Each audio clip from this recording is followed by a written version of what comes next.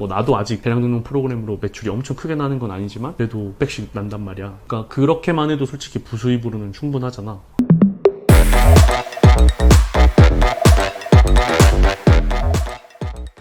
구대손손입니다. 저번 화에서 얘기했듯이 이제 누나랑 같이 영상을 찍어보려고 하는데요. 간단하게 자기소개 한 번만 해주세요. 안녕하세요. 저는 지난번에 구대손손이 얘기했던 것처럼 좀 불쌍하게 소개를 했던 평범한 40대 직장인 워킹맘 구대손손 누나입니다. 이제 그냥 앞으로는 이제 반말로 할게요. 그 온라인 판매에 대해서 뭐 알아보거나 공부해본 적 있어? 한 번도 없어? 없어. 최근에 이제 내가 이거 하자고 하고서는 서과장이나 이제 뭐 신사임당 같은 거 유튜버 봤을 거 아니야. 그거 말고 또 뭐 딴 거 본 거 있어? 뭐 그렇게 얘기한 거 유명하신 분들 말고는 찾아본 건 없는 것 같아. 근데 그 서과장이나 신사임당도 그 영상도 뭐 판매하거나 이런 걸 본 건 아니잖아, 그치? 판매한 걸 본 게 아니라, 그러니까 뭐 성공시나 아니면 실패담 이런 거. 그러니까 그런 유튜버들이 얘기하는 걸 보면은 이제 온라인으로 해서 판매하는 방법들을 알려주는 거거든. 근데 이제 크게 그 판매하는 방법을 나누면은 세 가지가 있는데, 하나는 국내 위탁, 그리고 또 하나는 해외 구매 대행, 그 다음에 사입, 이렇게 나누는데 이게 뭔지 알아? 잘은 몰라. 대충 그냥 감은 있지. 그러니까 국내 위탁은 도매매라든지 아니면 도매국 같은 뭐 도매 사이트나 아니면 우리가 뭐 제조업체를 알아. 그 제조업체랑 컨택을 해가지고서는 이제 물건을 받아서 우리가 위탁 판매를 하는 거야. 그냥 판매만 해주고 그 다음에 걔네가 뭐 물건을 보내주거나 뭐 그렇게 하는 거고, 구매 대행 같은 경우는 그냥 위탁이랑 똑같은데 우리가 해외에서 물건을 가져와서 그냥 다른 사람한테 파는 거야. 그러니까 해외 위탁이 구매 대행인 거야. 그리고 사입은 이제 물건을 뭐 중국이나 다른 나라에서 구매를 해와가지고 이제 우리가 직접 판매자한테 판매를 하고 물건도 우리가 직접 보내주고 그렇게 하는 거야. 그러니까 말 그대로 우리가 구매를 대행해주고 우리는 그거에 대한 수수료, 대행 수수료만 가져가는 걸 말하는 거거든. 근데 이제 뭐 누나도 아까 얘기했지만 중국뿐만이 아니라 뭐 독일도 있고 일본도 있고 여러 가지 나라들이 있는데 그래도 가장 쉽게 접할 수 있는 나라가 중국이라서 우리 이제 중국 구매 대행을 먼저 시작을 해볼 거야. 지금 이제 누나는 사업자를 신고를 했잖아. 근데 해외 직구 대행업이라는 그 코드가 사실 생긴 지가 그렇게 오래 안 됐어. 원래는 서비스업으로 계속 이렇게 하다가 이게 수요가 계속 많아지다 보니까, 그러니까 포션이 계속 커지다 보니까 그 해외 직구 대행업이라는 거를 신설을 하게 된 거지. 사람들이 이제 그런 말을 많이 하거든. 이거 해외 구매 대행업 이제 끝난 거 아니냐, 끝물 아니냐, 너무 사람들이 쉽게 들어오니까 금방 없어지는 거 아니냐라고 물어보는데, 그 통계청 같은 사이트 가서 들어가 보면은 매년 그 포션이 계속 늘어나거든. 나도 오늘 한번 찾아봤는데 올해 1분기 수요가 작년보다는 1% 정도 줄어들었어. 근데 2019년부터 2021년까지는 엄청 큰 속도로 계속 증가를 했거든. 진입 장벽이 없어서 사람들이 많이 들어온다는 말은 맞는데 그만큼 포션도 계속 커지니까 나는 이제 가망성이 있다고 생각을 하고, 다른 뭐 구매 대행을 하시는 분들도 그렇게 이야기를 하거든. 그러니까 우리는 틈새, 그러니까 소싱 같은 걸 잘 해서 판매를 하면은 무조건 돈은 벌 수 있다라고 생각을 해. 구매 대행의 장점이랑 단점을 알아봐야 되는데, 구매 대행의 장점이 뭐냐?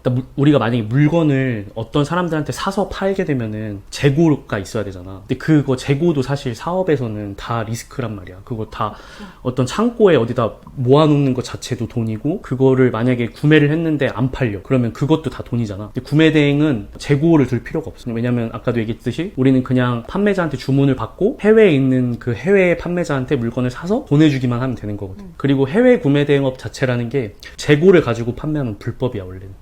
그렇게 판매하면 안 돼. 그래서 우리는 재고가 없으니까 좋다. 그리고 구매 대행 두 번째 장점은 인증이 필요 없어. 보통 어떤 전자제품 같은 걸 팔게 되면은 KC 인증을 받아야 되거든. 이것도 좀 제품마다 다르긴 한데 구매 대행도 그 KC 인증을 받아야 되는 제품들이 있어. 근데 되게 많은 제품들이 그 인증을 안 받고도 판매를 할 수 있거든. 그게 자가 사용 목적이라서. 그러니까 내가 쓸 목적으로 사는 거는 그 인증을 좀 면제를 해주는 거야. 그래서 우리는 그거를 대행해서 팔 수 있는데 우리는 그거 인증 없이도 팔 수 있거든. 그러니까 그 인증을 받으려면 돈도 많이 들고 시간도 많이 드니까, 어떻게 보면 우리가 소싱할 때 그 국내 판매자들이 그렇게 인증을 받아서 비싸게 받아서 팔지 못하는 제품을 찾아서 올리는 것도 방법이 될 수 있거든.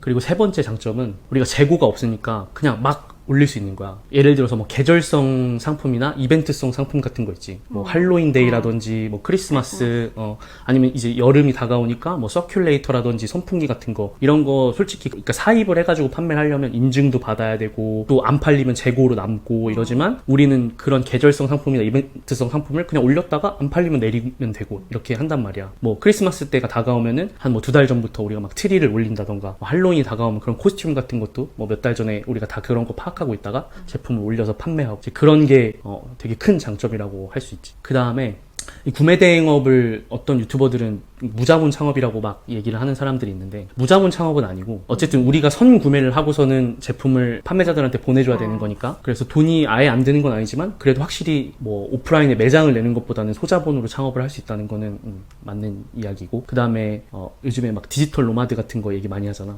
이거는 솔직히 시공간에 제약이 없거든. 그러니까 뭐 내가 어디 딴 데 가서도 그냥 물건 올리고 주문 들어오면은 배송해주고 할 수 있는 거잖아. 그래서 그런 게 되게 좋은 것 같아. 여기까지 이제 질문 있어?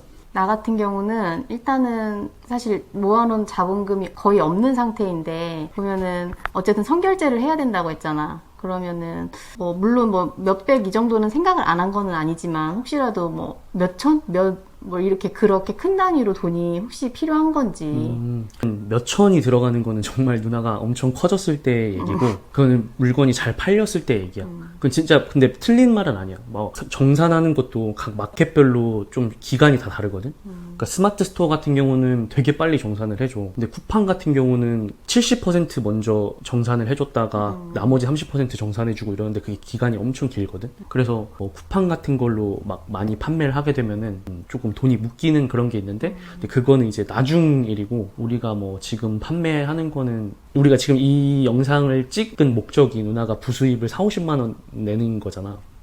근데 내가 그냥 말이 4-50만 원이라고 했지, 그거를 물건을 깔아놓으면은 매출은 점점점 커지는 거거든. 이제 그때 이제 커지면 조금씩 돈이 더 들어가겠지만, 지금은 그렇게 크게 안 들어간다고 생각하면 될 것 같아요. 그 다음에 이제 구매 대행의 단점도 알아봐야 되는데, 일단 국내에서 판매를 하는 것보다 배송 기간이 무조건 길 수밖에 없잖아. 보통 뭐 우리 스마트 스토어에서 사면은 뭐 한 2-3일이면 오잖아. 근데 이제 구매 대행 같은 경우는 우리가 보통 이제 거기다 표기해 놓는 게 7일에서 14일, 그러니까 영업일 기준으로 7일에서 14일이라고 얘기하는데, 그게 뭐 3주 정도 되는 기간이거든. 구매 대행을 하면 좀 배송 기간이 기니까 사람들이 그런 것 때문에도 또 안 사는 그런 것도 있고, 국내에서 판매하는 제품들보다는 아무래도 좀 구매 전환율이 떨어지는 건 맞는 것 같아. 근데 이것도 또 단점이 아닌 게, 해외 구매 대행으로밖에 안 파는 제품들도 있단 말이야.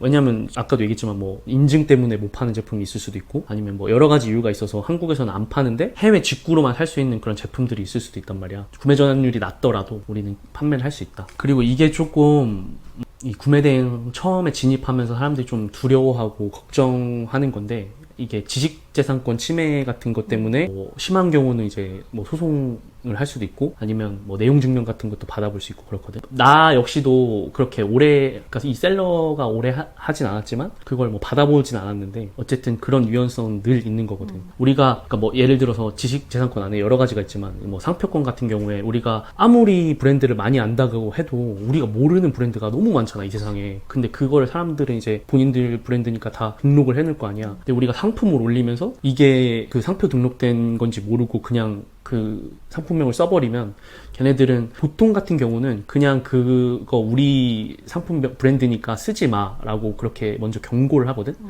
근데 그런 지식재산권을 가지고 악용해가지고서는 이렇게 장사하는 사람들도 있단 말이야. 그런 사람들한테 잘못 걸리면 이제 조금 안 좋을 수는 있는데, 그런 경우가 뭐 우리가 이제 그런 거 피해가는 방법도 있으니까 뭐 그런 거는 크게 걱정할 필요는 없을 것 같아. 그 다음에 세 번째로는 CS랑 이런 고객 응대하는 게 어려워. 이 해외 구매 대행 제품이다 보니까 우리가 그 제품을 일일이 다 뭐 확인하고 제품을 써보고 판매하는 게 아니잖아. 그러니까 뭐 솔직히 양말 같은 거 팔 때 뭐 CS 할 게 별로 없잖아. 근데 만약에 누나가 뭐 3D 프린터를 팔았어.